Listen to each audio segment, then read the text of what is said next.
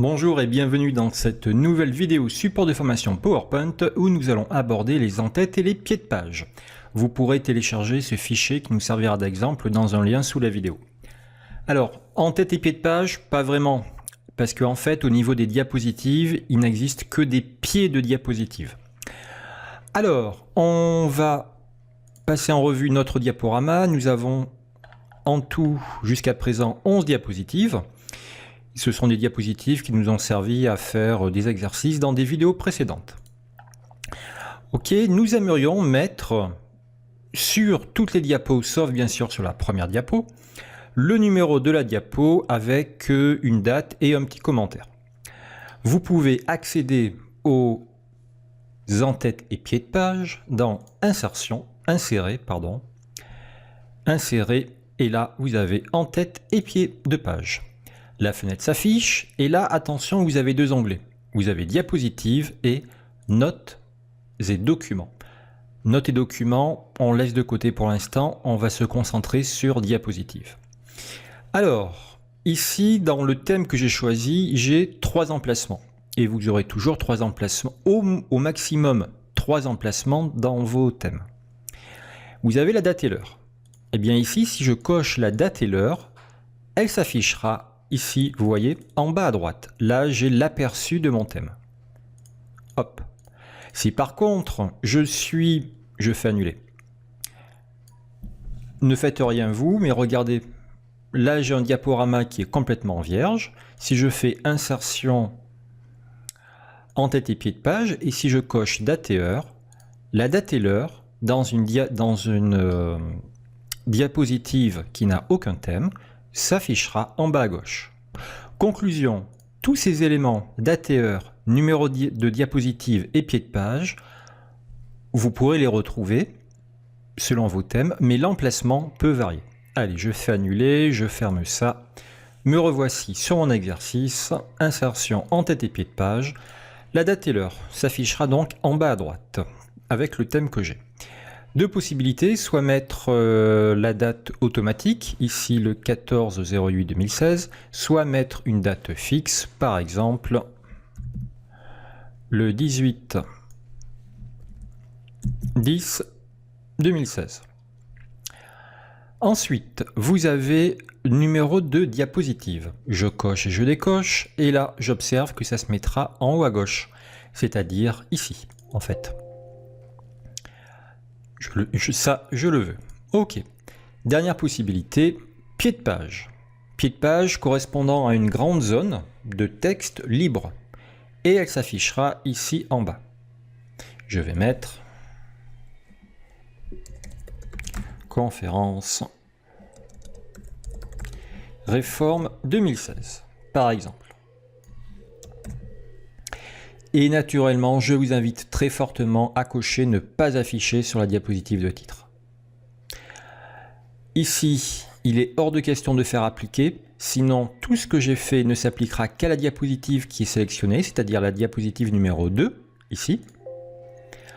Je clique donc sur appliquer partout. Conclusion, dans cette fenêtre, vous cochez ce que vous voulez, vous remplissez ce que vous voulez.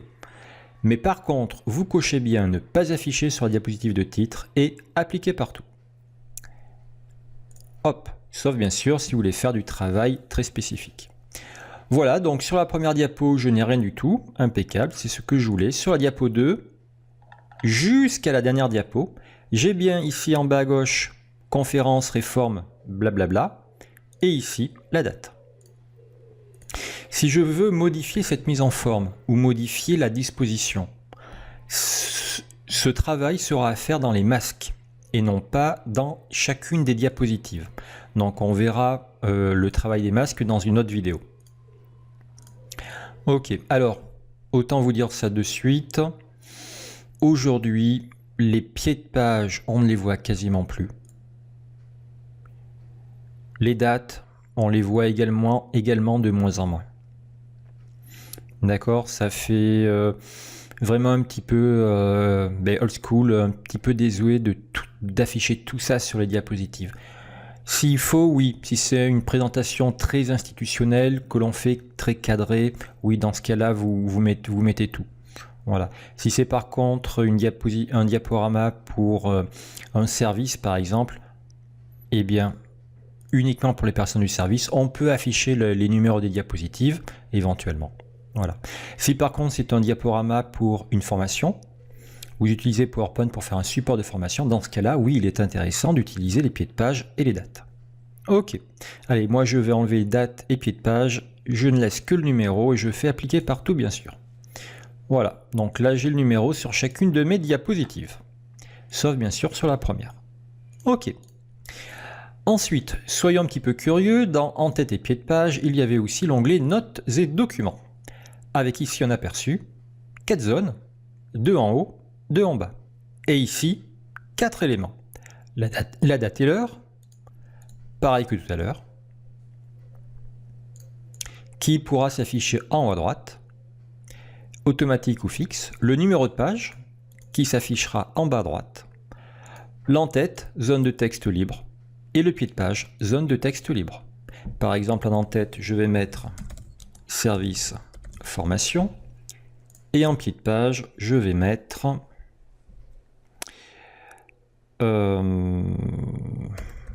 réforme 2016. Je fais appliquer partout.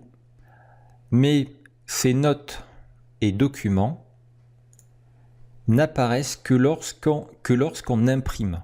Effectivement, quand je fais fichier imprimer,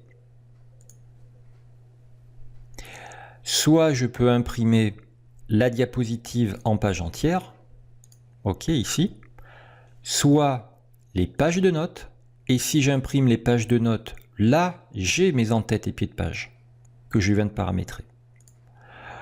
Ou alors les pages de plan, où là j'ai uniquement service formation et la date. Voilà, bah écoutez, c'était tout sur les en-tête et pieds de page. Encore une fois, j'insiste bien, si je veux mettre en forme ces en-tête et pieds de page, si je veux les déplacer, par exemple si le 3 ici, j'aimerais qu'il soit un petit peu plus gros, ce n'est pas dans les diapositives qu'il faudra faire ceci. C'est dans le masque des diapositives. Si vous ne connaissez pas le masque des diapositives, je vous invite à regarder la vidéo qui s'intitule « Gestion des masques ». Voilà, bah écoutez, si vous avez réussi ces quelques manips, bravo et à bientôt.